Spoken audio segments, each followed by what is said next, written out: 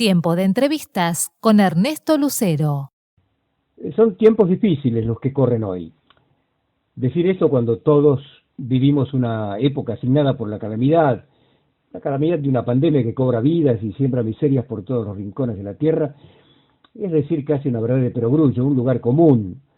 O tal vez remitir a la famosa novela de Charles Dickens, escrita hace 200 años, que constituyó una crítica social muy dura contra la pobreza y la moral victoriana, y nos dice también que no basta con el progreso en esos días, la revolución industrial, el conocimiento, los avances en la educación, si todo esto no va acompañado de los sentimientos de solidaridad y de justicia social, porque acaban por deshumanizar al hombre y le impiden alcanzar mayores grados de libertad. En fin, Horacio González es uno de los intelectuales más importantes en nuestro país, es sociólogo, escritor, profesor universitario. El ex director de la Biblioteca Nacional durante el gobierno de Cristina está hoy con nosotros y nos puede ayudar a pensar un poco en todo esto y seguramente en unas cuantas cosas más. Horacio, ¿cómo estás?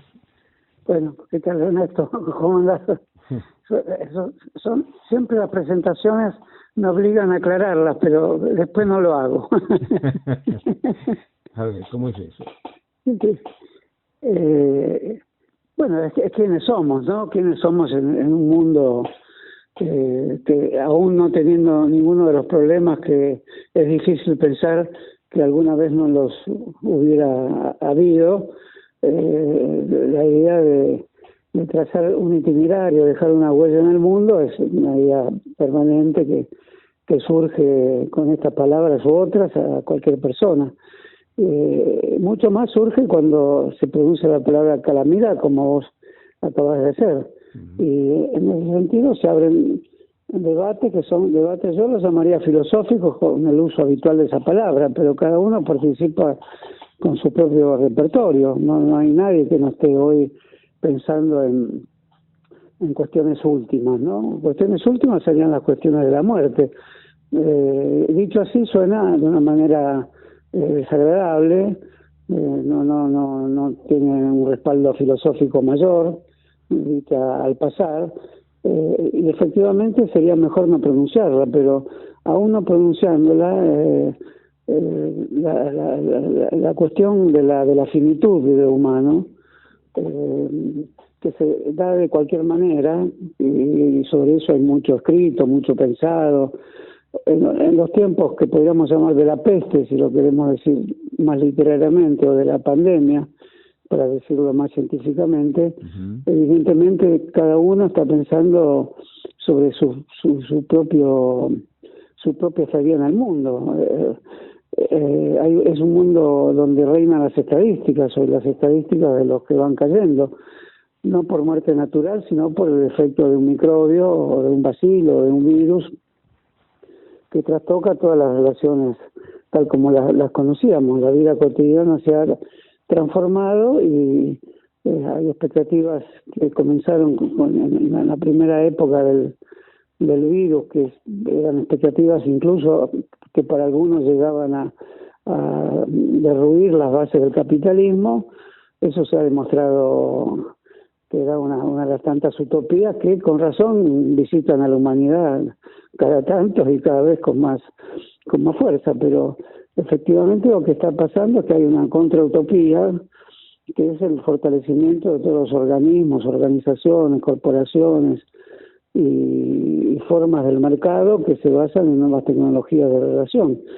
Si esto siguiera mucho más tiempo, evidentemente habría un gigantesco ensayo sobre lo humano, considerado como un gran laboratorio, donde las relaciones interpersonales serían sustituidas por todas las tecnologías hoy presentes, la vida educativa por los instrumentales que hoy se recomiendan, incluso con el debate de quiénes los tienen y quiénes no los tienen. Habría una nueva desigualdad, que es los que tienen o no tienen las formas de conectividad que permiten sustituir los modos educativos. Se dice de lo presencial como si hubiera que aclarar si una actividad se hace en presencia o en forma remota, cosa que hace 20 años o 15 años no había que aclarar de qué actividad qué actividad era presencial o remota, pues se suponía que era con cuerpos presentes, conciencias presentes, y así la medicina, y así incluso las religiones, así los actos políticos, como va a ser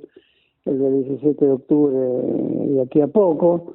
Evidentemente todas esas formas sustitutivas, muchas de ellas quedarán y la condición humana va a tener que reapropiárselas, porque lo que estoy diciendo no es una declaración de enemistad con la ciencia y la tecnología, por el contrario, es una declaración de reprobación a los modos en que se utilizan para acentuar formas de dominación y de servidumbre y de sustituir actividades milenarias de la humanidad, incluso la propia lengua, el propio lenguaje, por emoticones, por simbologías que surgen de las fábricas de software. Todo eso me parece que es un cambio en las formas de vida, que la política tal como la conocemos, que es la reposición de la justicia en los ámbitos de la convivencia, digamos, va a tener que ocuparse de este tema, y la política va a tener que renovarse también, porque si no se renueva, fotografías de los diputados o imágenes virtuales de los senadores van a reemplazar el debate, y un disco grabado que repita viejos discursos va a servir para seguir adelante sin que percibamos que hay instituciones, que hay Estado, que hay intercambios, que hay cosas en el mundo, que hay vida humana, que hay conciencia, que hay animales, que hay naturaleza. Todos esos pueden ser sustituidos por el no hay, una tachadura en el hay, y queda el no hay, que va a ser una maquinaria, un robot o un software, y todo eso es a lo que nos encaminamos de una manera muy favorecida por la pandemia. Por otro lado, hay pensamientos horribles que trataremos muy brevemente, que es lo que creen que hay que dejar correr el virus para que se produzca el llamado efecto manada, que es un poco el pensamiento del capitalismo desde los orígenes, la cuota de los que tienen que morir para que el sistema funcione. Ahora esta cuota se ha agigantado en muchos pensamientos. Antes era una cuota que estaba estipulada, los más débiles, los que no resistían el trabajo en la mina o en la fábrica, que era de 12 horas. Los movimientos sindicales y políticos fueron humanizando esa forma del trabajo. Hoy se vuelve a pensar en este neocapitalismo, que no sé ya cómo llamar, basado en nuevas tecnologías no presenciales, tiene una cuota de sacrificados mucho mayor que el capitalismo clásico. Ante la peste puede decir que mueran 1.000 millones de personas para que se restablezca el orden. A propósito de lo que decías en relación a las estrategias que se pensaron posibles para avanzar, frenar las consecuencias de la pandemia, estamos leyendo en una revista muy reconocida, la revista Science, que analiza el modelo sueco contra el coronavirus. Y también podemos leer que algunos científicos en una organización que se llama The Lancet dijeron que habría 77 millones de muertos si se confía en la inmunidad de rebaño. Esto con respecto a la pandemia y a las distintas miradas que hay sobre ello. Pero hundiendo un poco más los pies en el barro de la política nacional en este contexto, lo escuchamos decir a Mauricio Macri que estamos ante el último gobierno populista de nuestra historia, el mismo expresidente que había dicho, según lo reiteró, lo afirmó el presidente Alberto Fernández hace pocas horas, que se mueran los que se tengan que morir. Este era el pensamiento de Macri. Bueno, yo creo que Macri coincide con esa tesis, que la tesis con la cual nació el capitalismo. Hay que recordar la famosa frase: nace con los poros llenos de sangre y de lodo. Pero también yo agregaría esa famosa frase: nace con una planificación de muertes anunciadas.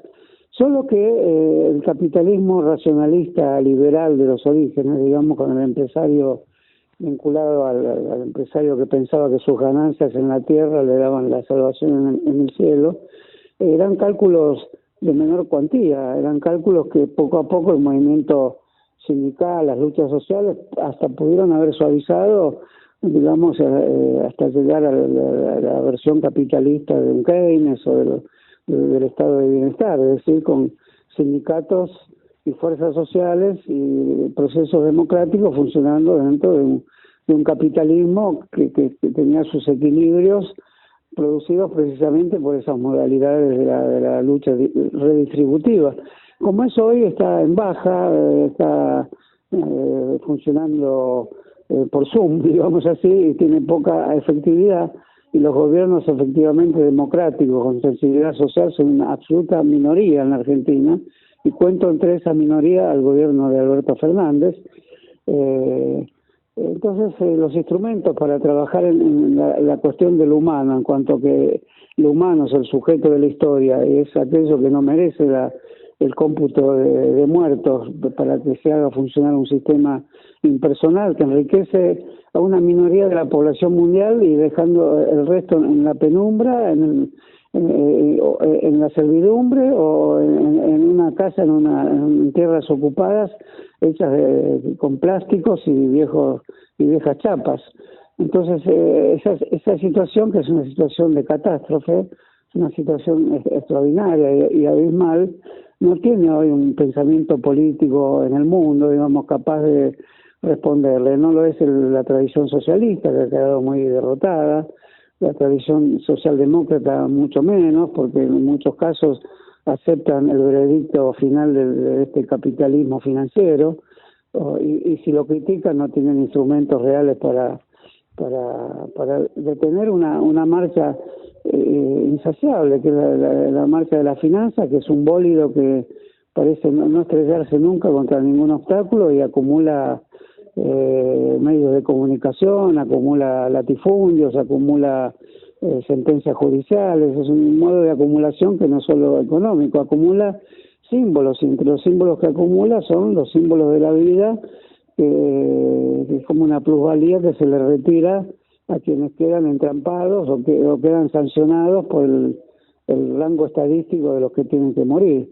Entonces, en ese sentido hay que inventar nuevas formas políticas que contra la porción argentina de todo esto que denominé los micro beneficiarios, dicho de mejor modo, la pequeña porción de la población mundial que es propietaria o copropietaria de todo el modo en que se mueven la propiedad financiera y la propiedad fundiaria, la propiedad de las tierras y la propiedad de los símbolos.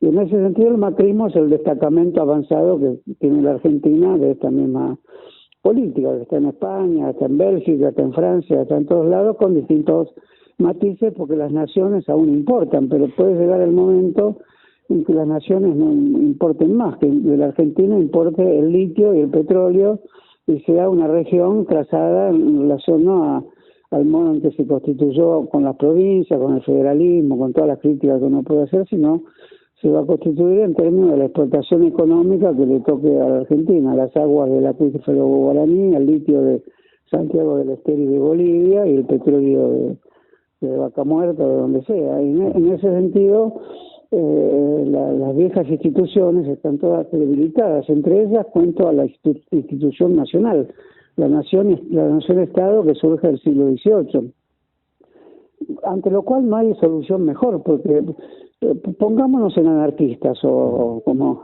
no quiero decir libertarios, porque esa palabra lamentablemente hay una expropiación de palabras. Sí, está completamente bastardeada, se han apropiado.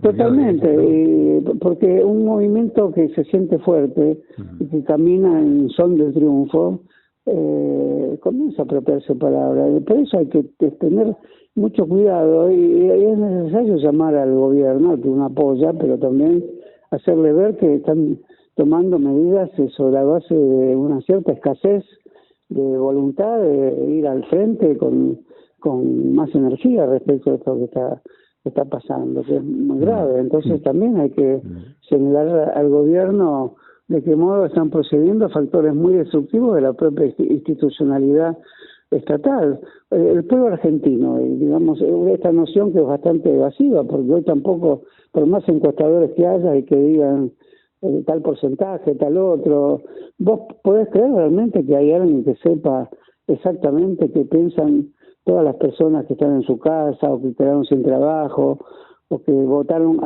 lo que hayan votado, que están cruzadas por el drama de la desposesión y que y aunque no estén en circunstancias absolutamente comprometidas en la producción de la vida, están encerradas en sus casas, sometidas a terminales de las comunicaciones totalmente estupidizantes? Entonces, ¿cómo se reconstituiría el pueblo argentino? Me parece que es un tema muy fuerte.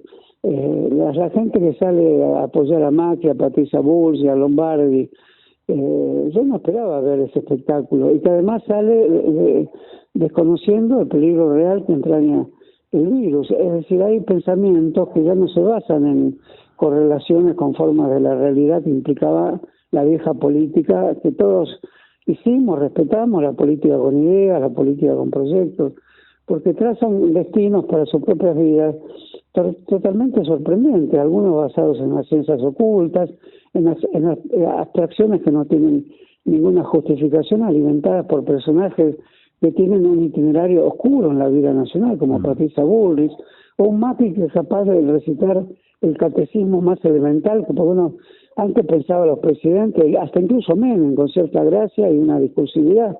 Macri ya ha despojado de la existencia política de cualquier discursividad que tenga algún tipo de argumentación, algún vaivén, alguna forma de contraposición en el pensamiento que lo haga más vivaz. Repite eslogans tomados del libreto más condenatorio a la vida humana, que se podría pensar en el peor de los directorios de cualquier empresa multinacional que poco le importase la vida humana, que ya hay muchas que efectivamente hacen un cálculo de la vida humana como si fuera la cantidad de materias primas que van a necesitar para producir un nuevo automóvil que funcione sin gasolina, digamos, lo que sea. Sí. Entonces ahí me parece que lo que dice Macri, al peronismo lo tiene capturado Cristina. Son todas metáforas que no digo que sean metáforas, pero en el lenguaje hay muchas más metáforas que lo que todos creemos, ¿no? Incluso la palabra, perdón, lo que quiero decir es que hay algo de debilidad también en el peronismo que se nota en su constitución subjetiva y objetiva, que permite que Pastenaca diga que Cristina lo tiene capturado porque alguien le está hablando, alguien dentro del peronismo que puede creer en esa enunciación tan absurda, ¿no?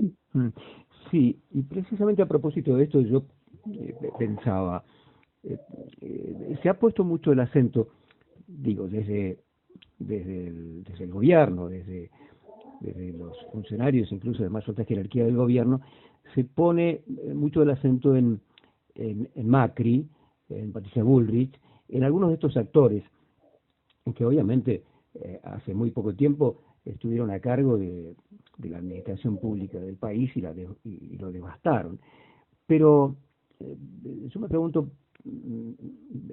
¿por qué no alejarse un poco del árbol, que sería Macri en esta metáfora, y ver qué es lo que hay detrás?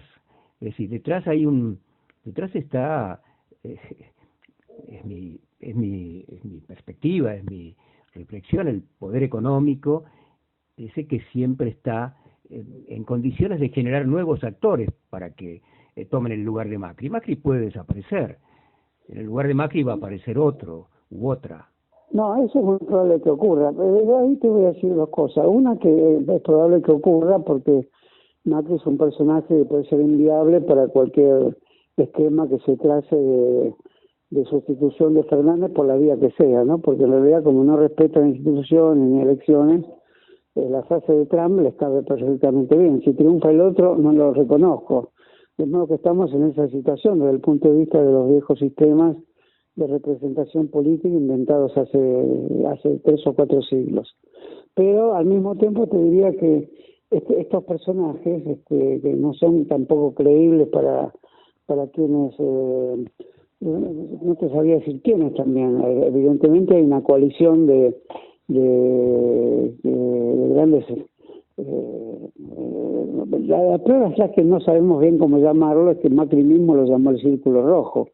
Es decir, los lugares de decisión que son muy cambiantes también, porque tienen nombres esas organizaciones, la Asociación Empresaria Argentina, se hace el coloquio de ideas, en fin, están la Asociación de los Grandes Ojeros, las grandes aceiteras, los medios de comunicación con Karina a la cabeza, que es una de las principales empresas argentinas, Mercado Libre, otra de las principales empresas argentinas, los Globos, etcétera. Te podría decir nombres, y vos podrías decir también, pero detrás de esos nombres hay procesos económicos.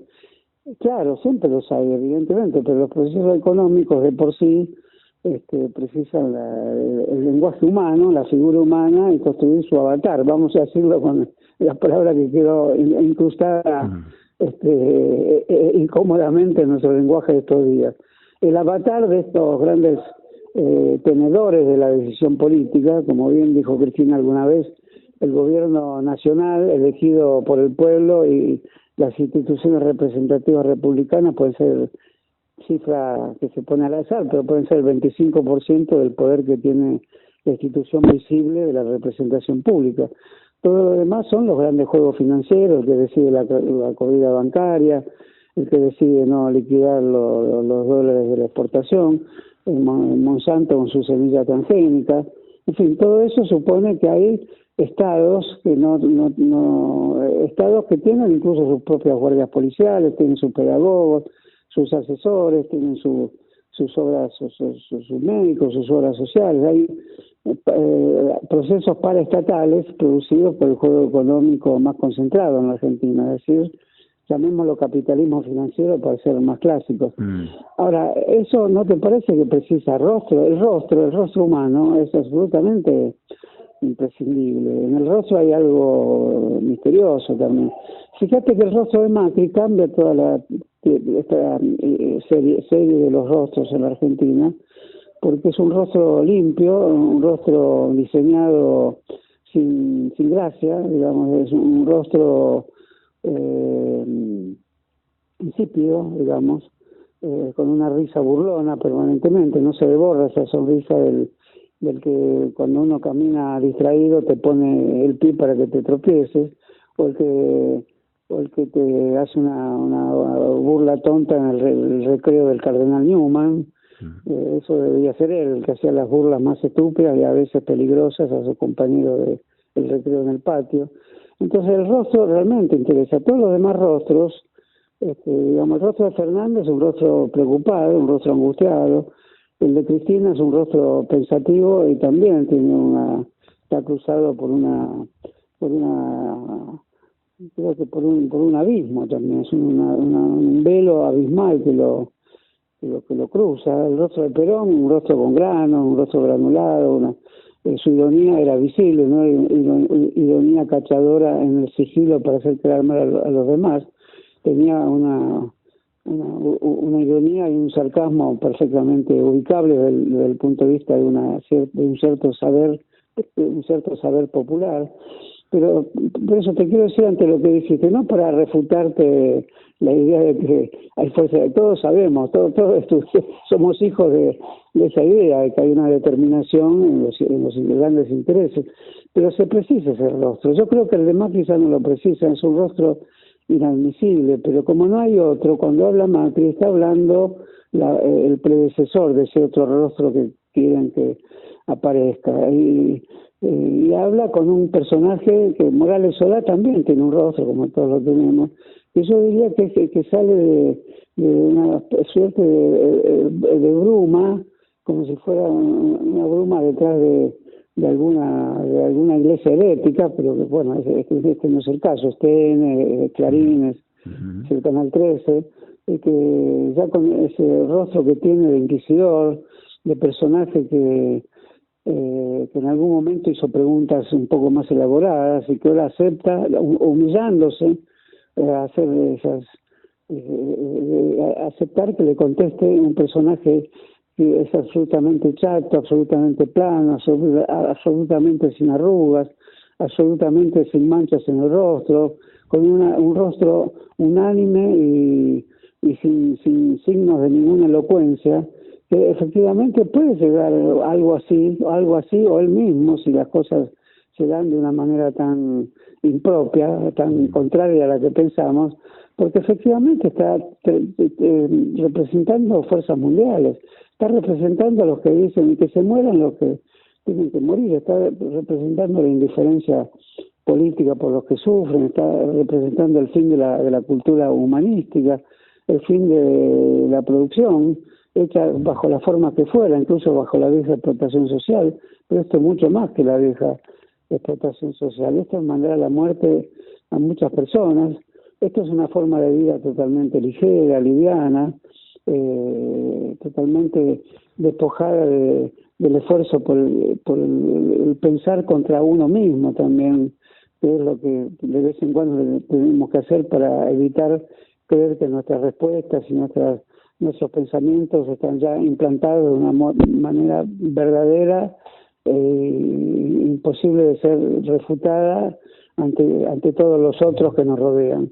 Bueno, nosotros no debemos pensar en nuestra refutabilidad, en nuestra irrefutabilidad. Somos todos refutables, y yo creo que lo que él llama populismo, que no sé si llamar así ya, ni hacer teorías sobre el populismo, porque también es una palabra que no me parece que no encajaría. Yo trataré de buscar nuevos nombres para lo que hay que hacer. Por supuesto, la tradición peronista, y si vamos al lejos, la irigoyenista, todo eso sirve de apoyo, de soporte, de memoria, sobre todo de memoria, pero para rescatar pueblos de este momento tan sometido a las peores fuerzas mundiales, e incluso con una pandemia que es una forma, así como la están tratando en relación a la vacuna, es una forma de la reproducción del capital también.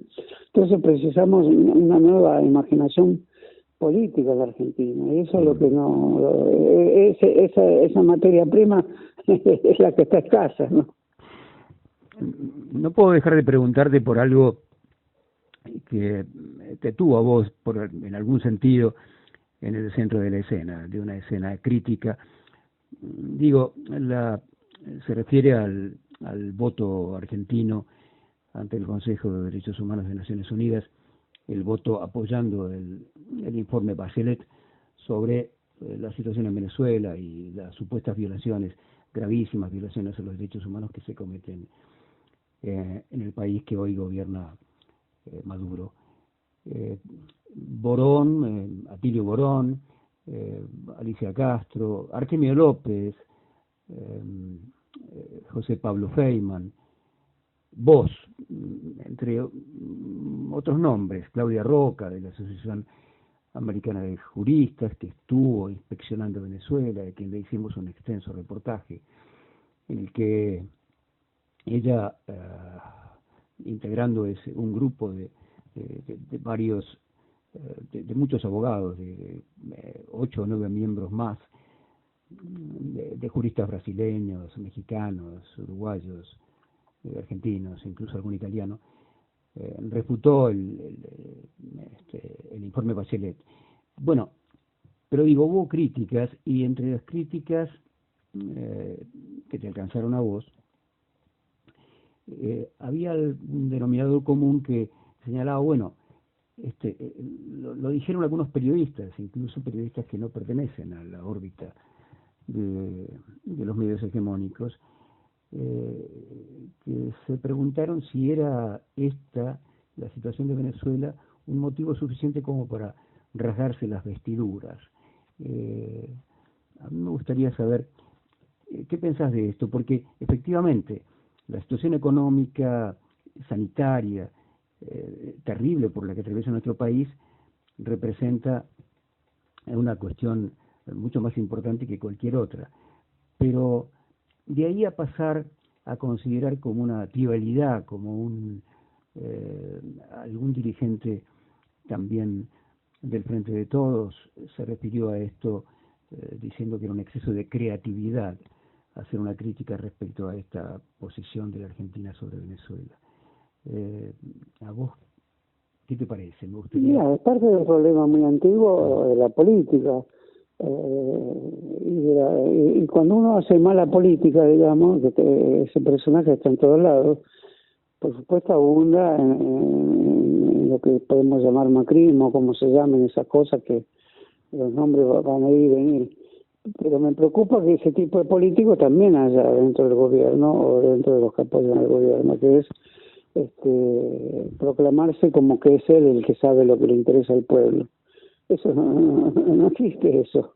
Existe lo que forma parte de un interés basado en un cuadro de lo que constituye lo humano por excelencia, que es la relación del pueblo con instituciones, con la democracia y con un horizonte mundial donde hay intervencionismos de todo tipo en países muy cercanos, con los que además hay una relación políticamente muy estrecha, basada en la historia, que forma parte de un elenco de preocupaciones principales. No hay contra eso el argumento de que yo sé lo que le importa al pueblo. Yo sé que hay gente en la calle que está pidiendo limosna. Yo sé que hay gente ocupando terrenos porque no tiene vivienda o quiere ampliar la suya puesto que vive hacinado. Bueno, eso que sabe él, que en nombre de eso desmerece cualquier otro problema, yo también lo sé. Y es probable que yo, además de saberlo, pueda hacer más cosas en torno de esas grandes injusticias, diciendo lo que se puede decir sobre Venezuela, o sea, condenando el informe de Bachelet, que esta posición que dice a la gente no le importa eso, que es una posición que para mí es inadmisible en el gobierno. No sé quién dijo eso. Mejor dejemos el tema, porque si hay alguien que dice eso no sabe lo que es la política ni por qué está ahí. Que está destruyendo un bien, un valor, una tradición, una memoria. Por supuesto que las preocupaciones van desde el más despojado, desde el torturado, hasta cómo calificar un gobierno y cómo tener una memoria histórica y qué pensar de acuerdos con China, con Rusia, qué pensar de las elecciones norteamericanas. El pensamiento político tiene singularidades que pueden o no llegar a la totalidad, que pueden o no resumirse en un trazo único para juzgar todo lo que pasa en el mundo. Si no lo tienen, no es porque en ese momento no lo precisan y se dedican al problema de la tierra en el partido o en la ciudad de la provincia de Buenos Aires de Guernica, o se dedican a ver a las chicas que venden ropa usada en una avenida porque no tienen otro medio de vida. Y para eso hay distintas instancias del gobierno, pero hay en todas esas instancias una capacidad de nexo que te llega a la síntesis de todas estas fórmulas y situaciones y modos de vida singularizados que tienen que encajar en un juicio general sobre el estado del mundo, el estado de la nación, el estado de las cosas. Y yo me baso en eso, en el estado de las cosas. Yo estoy preocupado por todas esas cuestiones por las que el político que dice que importa solo el problema de una cañería de agua en Trenquelauquen, perfecto, a mí también me importa. Pero en cuanto al interés político no hay cercanía o lejanía. Hay formas de la memoria, un sistema de valores, hay peldaños de tu propia vida que te llevaron a sostener diversos tipos de intereses. Por lo tanto, yo me siento absolutamente involucrado en la cuestión venezolana en relación a juzgarla adecuadamente como un gobierno que se defiende de ataques muy severos que originados en legiones enviadas de naciones extranjeras, especialmente de Estados Unidos. Por lo tanto, se puede juzgar que no es el mismo tema de los derechos humanos tal como se trataron en la Argentina, puesto que era una Fuerza Armada Nacional contra un conjunto de militantes beligerantes que ya derrotados fueron sometidos a las peores sedicias, a las peores torturas, como la desaparición o la incautación de bebés y demás. Entonces hay un plan universal de los derechos humanos, eso no tenemos duda. El hecho de que haya un torturado en una comisaría en Senegal, en Estados Unidos o en Trenquelauquen, es el mismo tema. Pero al mismo tiempo que hay una cuestión general y universal de los derechos humanos, también están historizados los derechos humanos. porque ni existieron siempre ni van a existir de la misma manera de ahora en adelante. Existen de una forma jurídica, de una forma moral, de una forma ética y de una forma de la sensibilidad de cada uno. Por lo tanto, la forma en que existe para Bachelet es una forma jurídica. Habrá visto casos y cuestiones que será necesario que el gobierno de Venezuela reponga en su lugar de una manera humanitaria si se han cometido delitos. Y si bien no leí el informe por personas que lo leyeron, porque la verdad que no lo conseguí, lo quiero leer realmente para ver lo que dice. El gobierno de Venezuela no ha dejado de tomar decisiones, ha respondido a ataques. En esos ataques evidentemente se emplea la violencia, y hay una contraviolencia, entonces evidentemente se producen hechos totalmente odiosos para la condición humana y muchas personas pierden la vida en los combates. Si en alguno de estos casos, de este último caso, de quien pierde la vida, es por un procedimiento estatal basado en las armas que tiene el Estado frente a personas indefensas, eso es totalmente reprobable y el gobierno de Venezuela tendrá que demostrar que no hizo eso. Yo pienso que eso es la situación que estamos viviendo. Como aún a muchos le quedan dudas, y yo puedo tener dudas también, es necesario que el gobierno de Venezuela muestre quizás más de lo que ha mostrado, pero hay que admitir que mostró mucho. Ha liberado presos, ha liberado al principal opositor político, que estaba preso. Y la pregunta que hay que hacer aquí entonces es ¿qué debe hacer el gobierno? ¿Dejarse invadir por mercenarios que vienen de Colombia? ¿Aceptar que un portaavión norteamericano desembarque tropas en Maracaibo? ¿Qué debería hacer? No. Tiene una milicia, tiene un ejército que responde al gobierno y una milicia popular. Y eso viene en un proceso de gran singularidad que fue aceptado por muchas personas en Argentina. Principalmente por el gobierno de Néstor Kirchner y Cristina Kirchner, también por Lula, también por Evo, fue un momento específico de América Latina.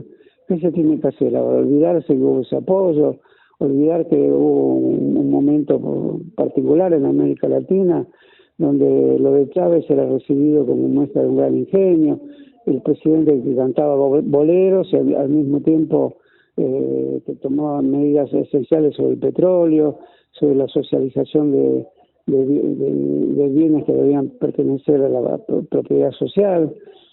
Ahora debemos olvidar todo eso y de repente el informe de una señora, que es una señora del conservadurismo chileno, más allá del nombre que tenga su partido, tiene que inclinar el voto de la Argentina, que además pertenece a un grupo anómalo como el Grupo de Lima, creado por Estados Unidos para derribar el gobierno de Venezuela.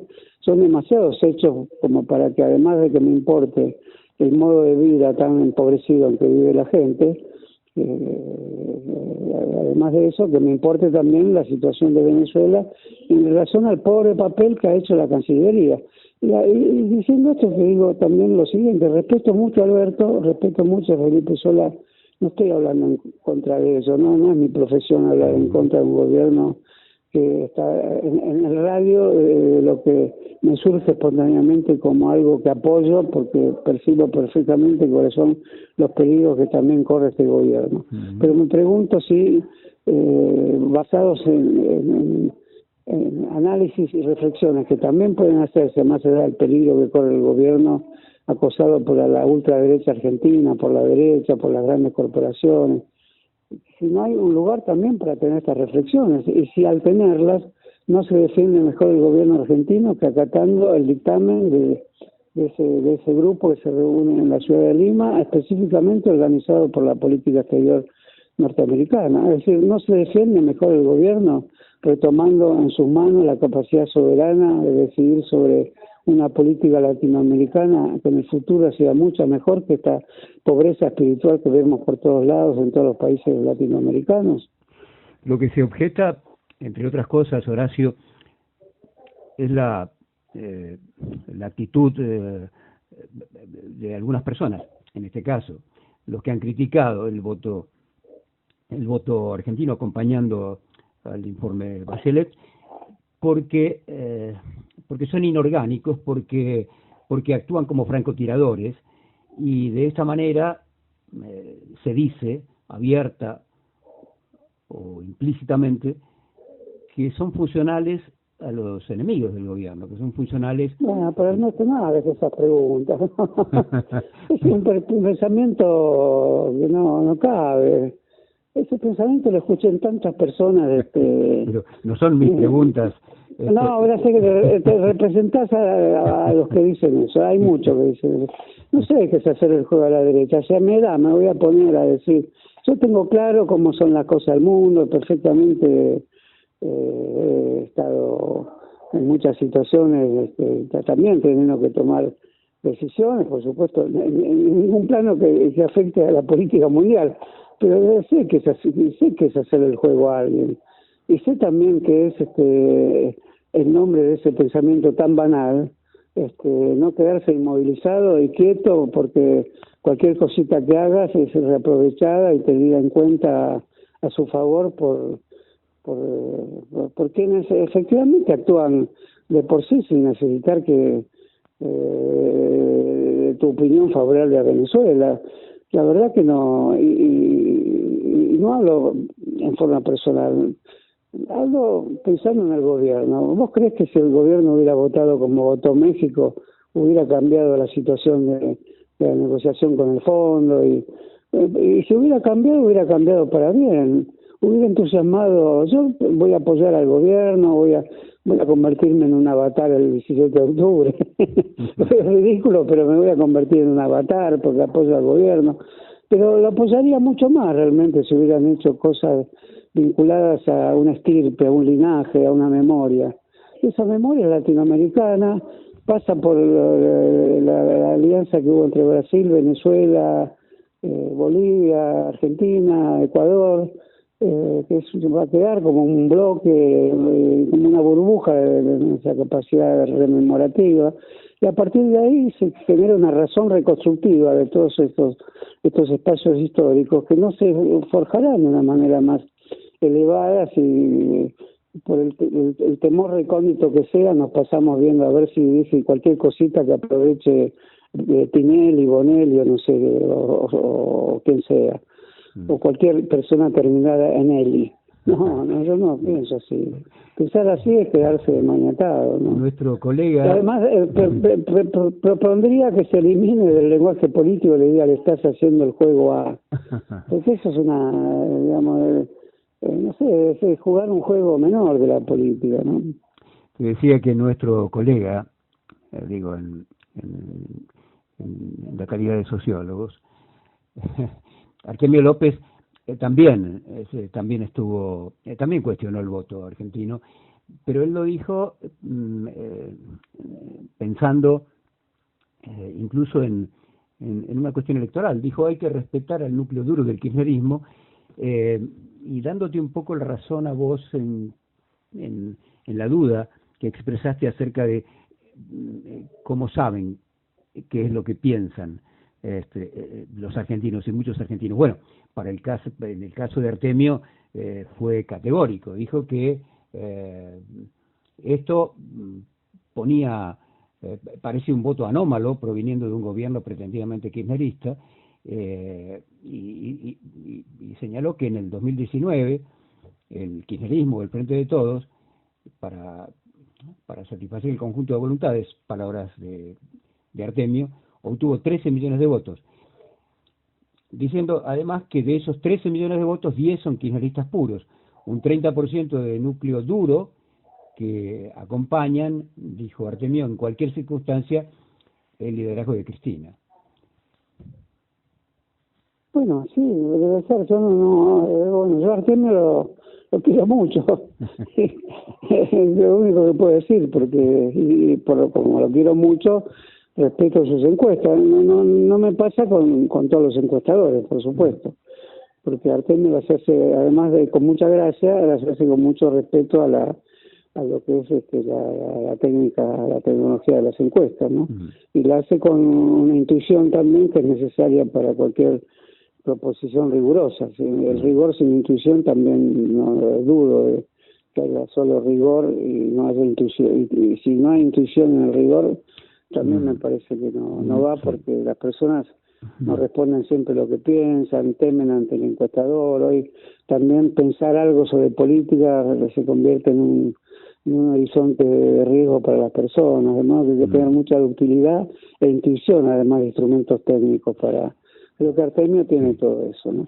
Pero bueno, pero dicho eso, quería hacer una observación al margen, porque me acordé inmediatamente cuando hablabas de la intuición, recordé un viejo texto de la sociología, que no sé si se utiliza mucho en esta época, aquel libro de Ray Mills, La imaginación sociológica, ¿no? ¿Te acordás vos? Sí, me acuerdo muy bien. No, Ray Mills es una de las grandes figuras de la izquierda norteamericana basada en el pragmatismo, el pragmatismo William James, John Dewey, el pragmatismo de izquierda. No hay que olvidar que John Dewey presidió el tribunal en Coyoacán que pidió hacer Trotsky para juzgar con un tribunal neutral su actuación durante la Revolución Rusa. ¿Quién presidiría ese tribunal? ¿Quién se animaría? Se precisaba un Zaffaroni, ¿no? Un juez reputado que tenía su posición política, pero que cualquier cosa que juzgase iba a ser sobre la base de la verdad. El famoso tribunal de Coyoacán lo presidió John Dewey, que es el antecedente de Ray Mills, ¿no? Claro, yo pensaba en Ray Mills precisamente porque cuando vos hacías un breve análisis sobre Artemio López y la metodología que emplea para ocultar la opinión pública en la Argentina, estaba tal vez utilizando o empleando aquella reflexión, aquel análisis, aquella propuesta de Ray Mills, aquel llamado de los sociólogos que decían, bueno, antes de formular una hipótesis hay que imaginar qué es lo que pasa, ¿no? Sí, venía ahí la crítica al empirismo abstracto, ¿no?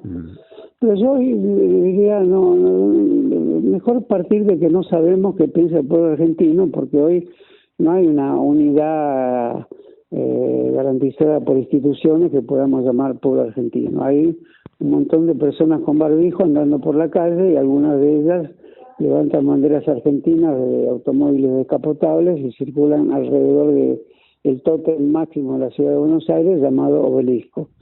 Bueno, evidentemente los cortes que hay hoy en la opinión, que no son necesariamente los cortes por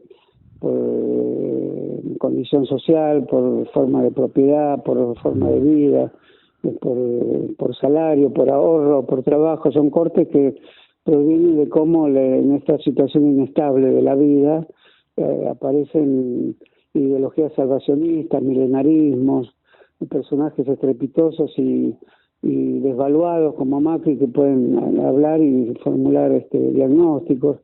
Entonces, en ese sentido, los que conservan cierta racionalidad crítica, que es el gobierno nacional,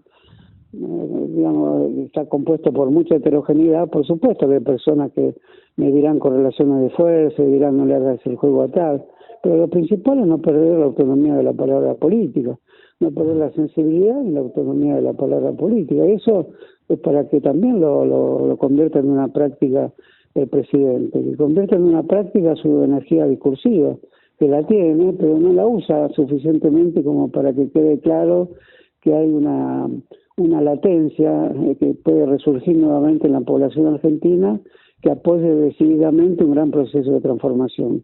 Entonces todas las hipótesis de cortesía con los dueños de la tierra, los dueños de las comunicaciones y los dueños de las finanzas en la Argentina tienen que dejar paso a un lenguaje más enérgico. En este momento, de algún modo, eso está pasando, pero el presidente parte de que tiene que lograr una unidad de los argentinos. Bueno, yo diría que esa es una formulación metafísica hoy. El presidente tiene que lograr la unidad de una mayoría de argentinos dispuestos a acompañarlo a una gran restitución de la justicia, la verdad, la distribución de los bienes, la felicidad pública, la grandeza de la nación. El presidente tiene que lograr eso, y eso no quieren los enemigos del presidente que se logre. Solo que el presidente tiene enemigos que él no reconoce como tales, pero los enemigos bien que los reconocen como tal. Y la prueba la tiene cuando habla en el coloquio de ideas, que a mí no me parece mal que haga eso, ¿Por qué? Porque me parece que es una persona que genuinamente tiene ese trato, tiene esa idea de la vida, tiene esa idea de las cosas, y cuando quiere elegir la energía discursiva la elige. En días pasados le contesta a Macri en primera persona, Sí, sí. cuando en los debates estuvo muy bien. O sea que estamos hablando de una persona que yo sé por qué lo respeto. Y yo sé porque cuando digo esto lo digo en medio de un respeto explícito y específico. Que puede ser una crítica, lo es, pero que es una crítica absolutamente respetuosa y deseosa que haya un cambio en la relación figura presidencial, y atención crítica a todos los problemas que se van a presentar de aquí en adelante, que son ya graves y pueden serlo aún más.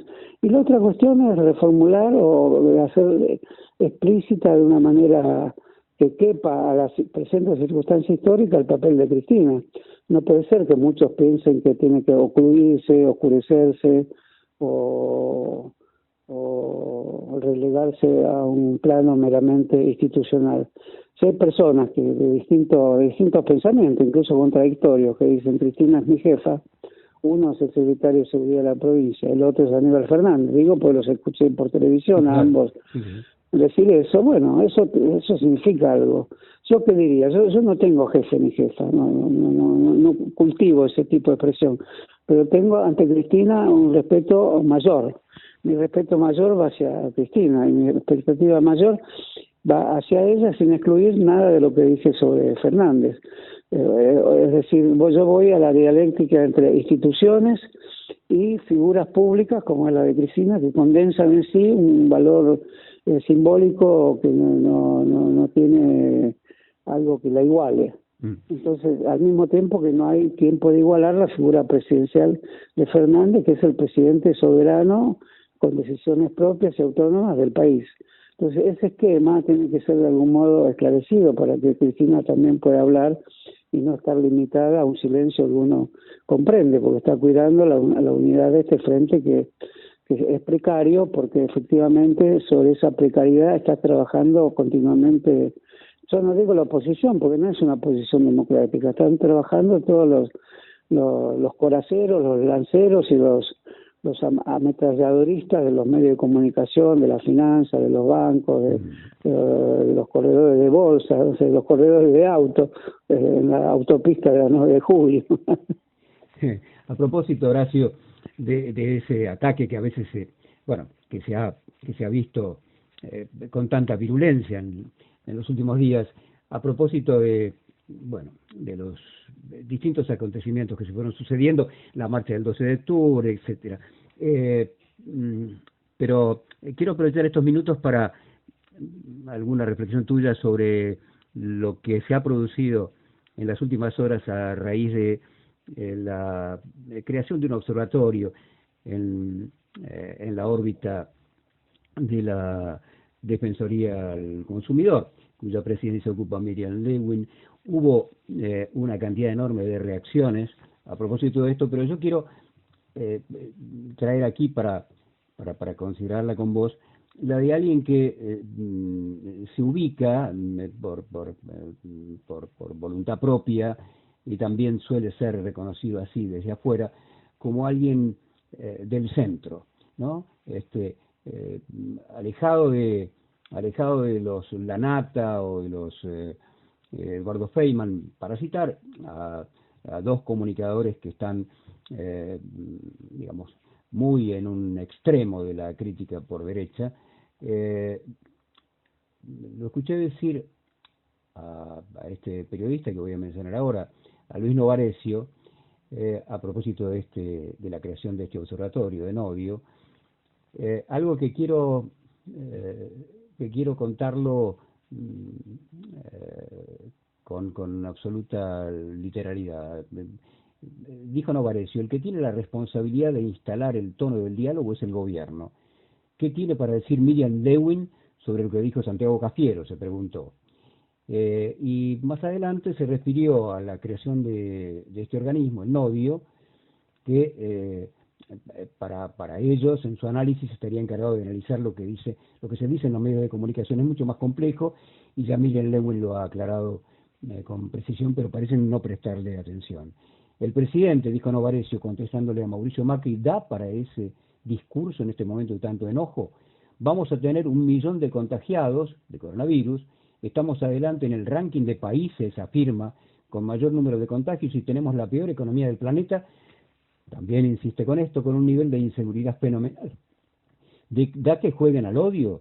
Decía Luis Novarecio, porque insisto, cuando se terminan las palabras y no tenés más para denostar al otro, viene la violencia, está escrito en la historia, hay que mirarlo.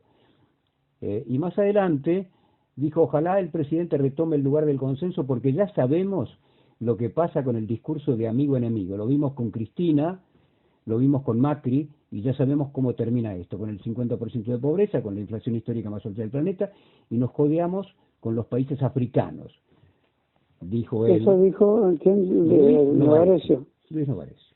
No, permíteme que te diga que todos los análisis de Luis Novarecio no figuran entre los... Por supuesto, es una persona que no tengo ningún problema. En realidad no veo su programa, sí sé quién es él, hace un papel de moderado en las entrevistas, le falta fumar en una pipa, en un narguilé, en fin, crea un ambiente que no me parece insoportable, por supuesto, y lo diferencio como lo diferenciaste vos de otros nombres, pero sus análisis políticos, permitidme que no los comparta, que hable de compararse a los países africanos, en fin, no. El análisis político hecho por televisión, sea quien lo haga, tiene serias deficiencias. El análisis político hecho en las condiciones del tiempo y del espacio y de iluminación y del uso de la palabra en la televisión. Me gustaría que escriba un ensayo, un artículo, entonces lo leo y le digo lo que pienso. Sí, la importancia, yo lo cité, tal vez de un modo demasiado extenso. No, lo citaste muy bien, no me parece mal lo que opina también. No, pero... es decir, juega en una especie de análisis más reposado, más cortés, digamos, pero las preguntas que hace, las veces que los vi, son preguntas que tienen la pequeña cuchilla adentro también. Entonces, dentro de los promotores de la llamada grieta, él no estaría, pero de algún modo alguno de los bordes lo ocupa. Y su elegancia, porque hace el papel de una especie de abogado de la televisión, como un Perry Mason de los años 60, ocupa un lugar moderado dentro de los que hacen ese tipo de análisis donde hay una culpabilidad, que sería el populismo, que nos lleva a África, que nos lleva a la mayor inflación. En fin, no sé qué decirte. La verdad me llevas a... Sí, no. Ya tengo bastantes problemas por personalizar las observaciones críticas a personas vinculadas a la comunicación, ¿no? Sí, la cita de Novarecio no era tanto para hablar de él, sino para reflexionar acerca de lo que significa el análisis que se hace desde ese pretendido centro de la visión, de la cosmovisión política. Un centro que, por lo menos en mi opinión, enmascara algo que no es el centro, precisamente. No es el centro, no sé si hoy hay centro, es parte de una gran coalición, digamos, que no tiene evidentemente una dirección homogénea, pero es parte de una coalición en su aspecto más dialoguista, digamos, y está bien que cuide que haya un diálogo. A mí me parece también que tiene que haberlo. Yo no soy partidario de la teoría amigo-enemigo, no soy partidario de proceder en esos términos. Más bien, si hubiera que buscar esa teoría, que por otro lado es una gran teoría de Carl Smith y no puede ser simplificada, constituye la esencia misma del ser político, o sea que si la usa la televisión argentina, date por seguro que ya la simplificó y le hizo bajar 20 escalones respecto a lo que realmente significa, pero aceptando que si significa el enfrentamiento constante, que no es así en Carl Smith, porque es una noción para llegar finalmente a la Constitución. Entonces yo tampoco actúo en esos términos de amigo-enemigo, actúo te diga con cortesía, y si me enojo a veces digo algo inoportuno y me doy cuenta que es inoportuno, como le pasa a todo el mundo. Pero me da la impresión de que al otorgarle la idea de amigo-enemigo al gobierno nacional se equivoca plenamente. Eso tiene que buscarlo a donde están verdaderamente los que echan leña al fuego permanentemente. ¿Cómo lo hacen? Diciendo que combaten a los que echan leña al fuego. Están construyendo afuera de ellos el personaje que ellos mismos son, ¿no? Y ahí hablo de todos los que hablaste vos antes. El señor Lanata es un especialista en eso, en decir que los demás son aquello que de algún modo queda claro que se reflejan en el espejo que él representa. Él es el que realmente promueve, yo diría que es el inventor del concepto de grieta, como es muy inventivo. Él inventó la idea de grieta, que quiere decir hay algo que está mal. Es más, quiere decir que es el mal, la idea de grieta. Entonces, como mucha gente en el gobierno creyó en la idea de grieta, y lamentablemente el presidente también creyó en la idea de grieta, creyó que hay una grieta. Y es un concepto inventado precisamente por las personas que más se han actuado en la Argentina en contra de los movimientos populares, en contra de los derechos humanos, en contra de los derechos sin más de las personas más desposeídas, en nombre de los grandes poderes de los cuales ellos son transmisores en la Argentina. Entonces, ¿cómo vamos a aceptar un concepto de saltar la grieta y salvar la grieta inventado precisamente por las grandes corporaciones comunicacionales de la Argentina? Si son ellos los que están instalados en la grieta. Cuando notician cualquier cosa, ¿qué es lo primero que ves? Tal se peleó con tal, Moria cruzó a Susana, Susana se enojó con no sé quién, y son todas representaciones simbólicas de modos de la grieta entre personajes que ellos mismos crearon. Son personajes célebres de la televisión que ascienden y caen como estrellas fugaces, que están siempre peleándose entre sí. No en vano nombraron a programas como Intratables, Indomables, Insoportables. Se llaman así a sí mismos porque tienen razón. Son esos, son intratables, insoportables. Inventaron un kirchnerista, un tal Brancatelli. Y se inventan todo. No tienen límite, porque efectivamente piensan que la realidad siempre es virtual, que siempre es teatral. Y eso lo dicen sin haber visto teatro ni de Sófocles ni de Shakespeare. Sería bueno que vean de verdad el teatro para ver lo que es el teatro, ¿no? Horacio, nos estamos Bueno, quedando Ernesto, sin me tiempo. hace decir demasiadas cosas, ya no me queda más nadie con quien pelearme. Me falta pelearme con vos y ya está todo. Bueno, nosotros hacemos en este ciclo de entrevistas, tendríamos que instituirlo formalmente, ¿no? Haciendo amigos. Bueno, falta decir, alguna vez se me reconocerá en el futuro. No, eso lo dice el arrogante que cree que nuestra vida es absoluto presente, ¿no? Es memoria, presente y quizás alguna luz de esperanza que todavía nos queda, ¿no? Horacio, muchas gracias. Muchas gracias a vos, Ernesto.